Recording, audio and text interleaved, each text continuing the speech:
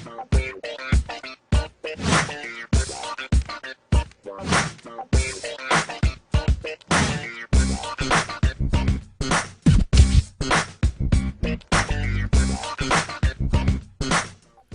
what's going on, everybody? You guys are checking out episode number 170 of the HoopDoctors.com podcast. And once again, I go by the name of Kevin Burke.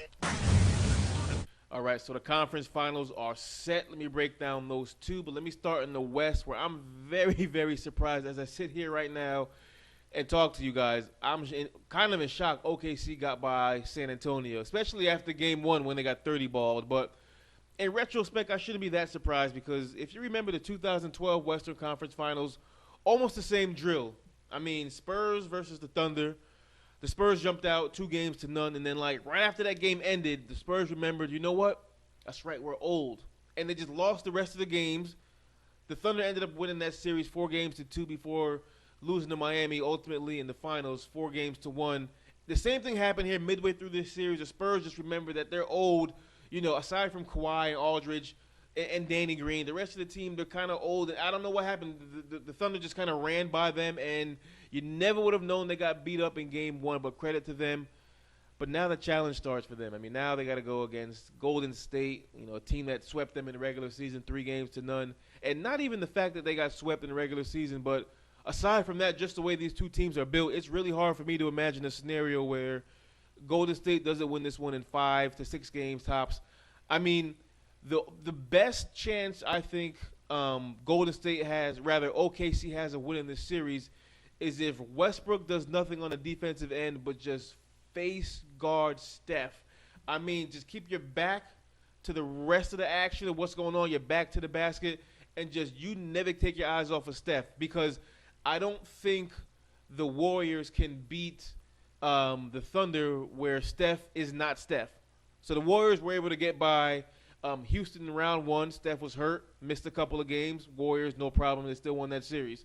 Second round, Steph was hurt, missed a chunk of that series. They got by the Blazers, no problem. They can't have I'm not saying Steph's going to get injured this series. I'm just saying if he's not Steph, if he's not productive because Westbrook is face guarding them, they're not going to be able, the Warriors not going to be able to get by the Thunder. So the best chance they have of doing that is Russ, again, just completely face guarding him and dedicating himself to doing that. But that's going to expend so much energy from him. We'll see what he has left on the offensive end. But that's easier said than done, rather. I don't know how easy that's going to be for Russ to do that. Not to mention the fact that Draymond is going to give the OKC bigs, you know, fits. I don't care if it's Cantor, Ibaka, Adams. He's going to stretch the floor so much. And I think those two factors alone are why Golden State is going to eventually win the series. And then we're gonna move right into, was this KD's last game in OKC? No, here's what's gonna happen. Write this down. Take a picture, text message, email it to yourself. Here's what's gonna happen, okay? KD's gonna sign a 2-year deal with a 1-year opt-out, and him and Russ are gonna decide next year together, when Russ is a free agent, what they're gonna do. Remember, a lot of cap money is on the horizon. And in the East, we got a matchup of a team in the Cavs who swept the first 2 rounds versus a Raptors team who played 2 7-game series. So it's a matter of basically fresh legs versus tired legs. But credit the Raptors for reaching their first conference finals in franchise history. But I don't mean to knock them and take anything from them, but I do feel that if Hassan Whiteside and Chris Bosh were healthy in that series, I think they would have easily gotten by the Raptors. And I also think they would have given the Cavs fits here in the conference finals. But if I'm Tyronn Lue, I have Kevin Love and Channing Frye on the floor as much as possible to draw Bismack Biyombo away from the basket and just let LeBron and Kyrie go to work. I mean, in the case of Kyrie, who led the team in scoring, if I'm not mistaken, in the last round.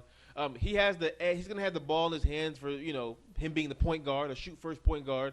And he just has the edge over Lowry. I mean, I think Kyrie has, the second-best handle in the league behind Jamal Crawford.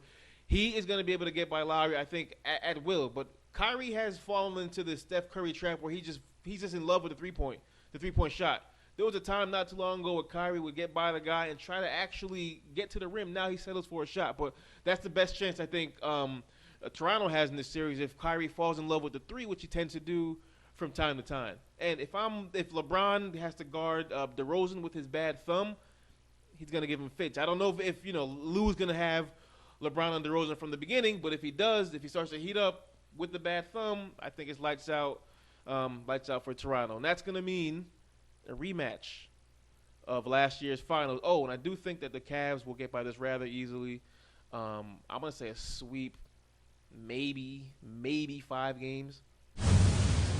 And before I get out of here for this week, you know what, man? I think it's time that we stop laughing at Greg Popovich's treatment of the media. Because, I mean, when does the excuse of Pop being Pop, when is that not good enough? I mean, the dude is a straight-up jerk to the media, especially in defeat. I mean, Game 6 loss to OKC, he was straight-up rude to the reporters. I mean, the thing that he does with Craig Sager during the game, that's different because that's during the game. I get it. He doesn't want to talk, and him and Sager have this little thing going on. There's history. That's amusing. I'm talking when he loses a game, press conference, a straight-up jerk to the media. That is not cool. That is not Pop being Pop. We got to start holding this dude accountable because if someone like LeBron, God forbid, did something like that after losing a big game and gave one word, short, curt, real, jerk-like answers, nobody would be laughing. So I don't think Pop, I don't care how many rings he has, that's not cool. But that's all I got. Podcast number 170 in the book. I will check you guys out next week. Until then, be good.